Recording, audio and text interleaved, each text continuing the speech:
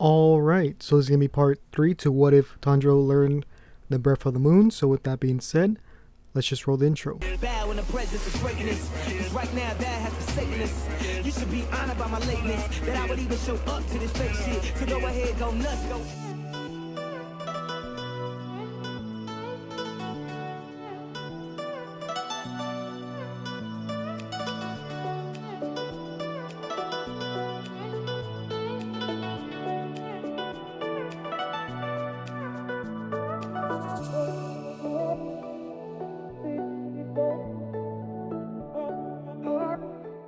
Alright, so this video came out, well, a lot later than usual, and that's because I was out of town for Labor Day weekend. If you saw my Minato kind of painting video, then you know what already happened. But anyways, I wasn't able to really do much over that weekend, which I usually use that time to edit videos and do things like that. But this part is here, so let's get on with it. So in the last part, we just got done with Tanjiro basically going against the swamp demon, and in this one he's going to his next kind of mission. Sorry if there's any like background noise, I can't really control that, it's really windy outside. But anyways, let's get back into the story. So just how normal, just in canon, Tanjiro will get a message from his crow telling him that his next mission takes him to a part of Tokyo. So that's where he goes in that direction, and there he actually goes to an udon shop, just how he does in canon, so he could get something to eat. This is where he gets the whiff of a demon nearby, and he goes to that direction. Now this smell is a lot different than others because it's a lot more stronger, and you guys know what it is. This is actually Muzan. So he sees Muzan, and just how normal, who tries to confront him, but instead of actually, going to fight him, he can't because he is pretending to be someone's father slash husband. And this is where Tanjiro's kind of freaked out, and Muzan sees this and he knows that this is a demon slayer or something close to that, because there's no one really that would go and grab him by the shoulder. This is where he notices the kind of earrings that the guy's wearing, that being Tanjiro, and this freaks him out even more because those are the same earrings of the breath of the sun user. Now at this point, Muzan just wants to leave, so what he does is he turns a nearby person into a demon, which then attacks Tanjiro. Tanjiro tackles him down after the demon tries to bite a woman's neck, and Tanjiro is thinking of maybe ending the demon here, but he can't really do it since there's so many people there. So what Tanjiro does is he tells the police there that he will take care of it and that he's the only one really strong enough to put him down. And this is where two individuals actually come. These are both two strangers at this point, these two people being Tamio and Yushiro. So Tamio uses her blood arts to get Tanjiro out of that mess, and after that's done, this is where she basically tells him to meet them at her secret hideout. So this is where Tanjiro will go back to pick up Nezuko and go with Yushiro to the secret hideout. When they're there, they basically explain what's happening. Tanjiro can tell that these two are demons, and he asks why they help, and Tamio basically says that yes, they're demons, but she could tell the way that Tanjiro was acting, that he was acting really, he had this kind of frustration about him that he couldn't really do much, and that's the reason why she helped him. It's a little bit different reason than what she does in the anime, but nevertheless, it's still a reason why she helped. They continue on and they talk about Nezuko's condition and whether or not it's possible to reverse him. They also explain a little bit of Tamio's backstory. So if you don't know that, I suggest rewatching the anime, or you could read the manga, or you could even watch my other what if video of what if Tanjiro had Hamon. You could learn it there. So after a while, they get to the kind of idea of Tanjiro basically getting a bunch of samples from demons, being higher up demons, and basically using those samples to find a cure for Nezuko being a demon. So that's what Tanjiro has the task of doing. So after this happens, this is where Muzan basically is in the alleyway. So this is like a bit farther or back, right? So there he meets with his two demon servants. So he basically tells them that he wants them to basically kill this kid wearing the earrings, and that he must die because he doesn't tell him exactly why, but he tells him that he's a demon slayer and that he is messing with his plans. So they go to that area, being able to track him down using the eye demon, or the arrow demon you could say. After that, this is where a ball basically goes and crushes, or basically goes through the wall, hitting Yushiro. This causes a pretty big explosion, and the front part of the wall is basically knocked down. This is where Tanjiro sees the different balls coming at him. He doesn't see the arrows just yet because that's a demon skill to be able to see that, or not a demon skill, but he needs the talisman to actually see it because he doesn't have demon eyes. So after that, this is where a ball actually tries to go for him, but Yushiro, basically his head grows back enough for him to say something, and he tells him that to dodge, right? So what Tanjiro does is he basically uses the first style again, that being of the moon.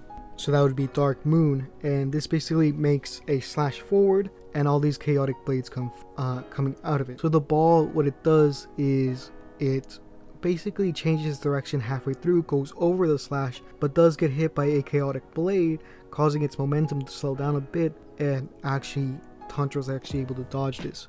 So Tanjiro sees that the balls are not moving normally, so he has to take that into account. So as this is happening, he has to see where all the balls are going, and this is where Yushiro basically gives him the talisman to be able to see the direction of the arrows. So he thinks of different ways of trying to get to try and defeat them, right? Because right now Tanjiro only knows the 3 forms of the Breath of the Moon, so he has to really use them sparingly, not sparingly but tactfully, because he doesn't have that many options. So what Tanjiro actually does is that he does the second form, and this is going to be called Pearl Flower Moongaze. So just like the first one, but instead of just one slash, it's a bunch of slashes.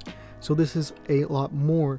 So as the barrages of balls actually come towards Tanjiro, he counters it with a bunch of slashes. So this chaotic blades basically almost make a barrier that's going forward, slicing all the balls in half. And because there's so much in the way, it's not going to be able to really go through. So this is where the kind of chaotic blades go near the actual ball demon and it actually cuts off one of her hands because there's so many, but she actually gets out of the way. This is where the ball demon thinks that he could just, not the ball demon, but the arrow demon thinks that he could basically help out and maybe be able to help kill Tanjiro by basically using the arrows to make him slip.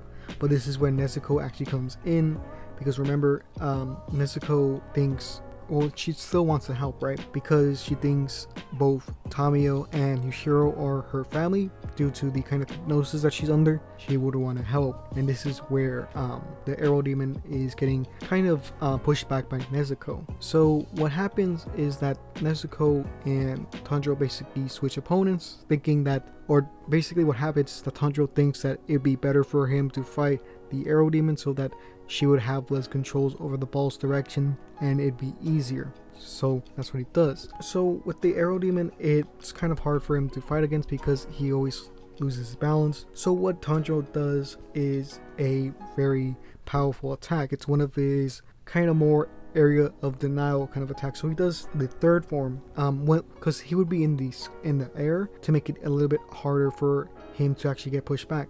So he would use his third form, and this is going to be called Lonesome Moon Chains, and it's similar to the second one, but instead he basically swings his sword rapidly into crescent kind of slashes, and this creates kind of a small storm that spreads out, in an area, almost like a tornado, I would assume. So that's what he does towards the arrow demon. So the arrow demon has to jump back, but because it's so many things coming in all directions, it's hard for him to keep track of it, and he does get cut up quite a bit.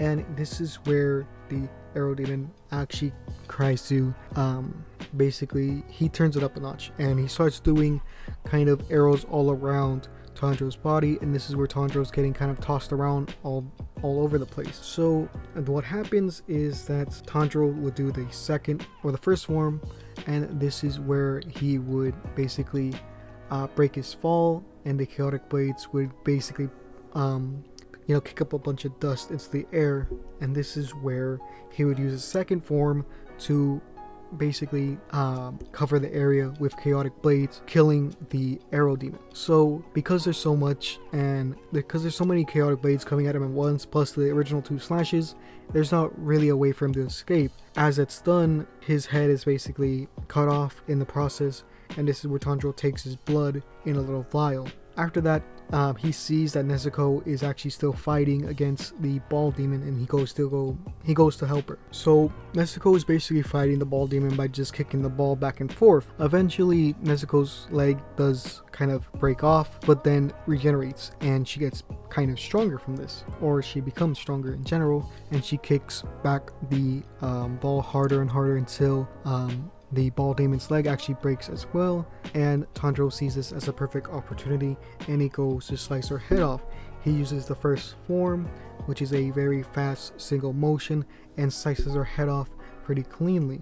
Because she was caught off guard, she can't really defend herself, and this is where Tanjiro secures the kill, and he gets a vial of her blood. So instead of Tanjiro actually does kind of compete, or he finishes this kind of quest pretty easily compared to the fight in canon, where he has several of his ribs broken and a lot of broken bones in general from that. So he does basically get this with minor scratches. I would say that he probably still would have broken maybe a bone, or maybe not break, but probably sprain it, because of the fight with the arrow demon and how he kind of messes up your motion and stuff like that. But yeah, so this is gonna be the end of the video.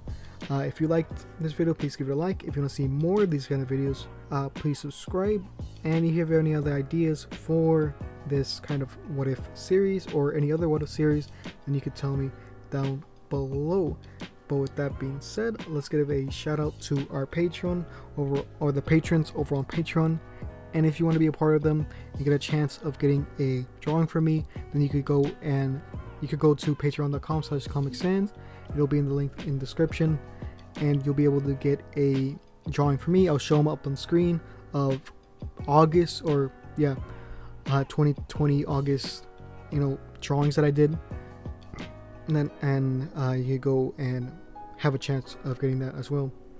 So I do the monthly rallies for each tier, and the higher the tier, the more chance of you getting a drawing is. So with that being said, let's actually say or give a shout out to the patrons over on Patreon. So in our gold tier, we have actually a new patron, and that's going to be Dwayne Fenn in our gold tier. Next we have Isaiah Prez and Lyko. So next we go to our platinum tier, and we have PandaMan8. So if you want to join them, you go to patreon.com/ComicSans, get the videos early, and have a chance of getting a drawing from me, as well as getting a shout out. So with that being said, this is gonna be the video. So yeah.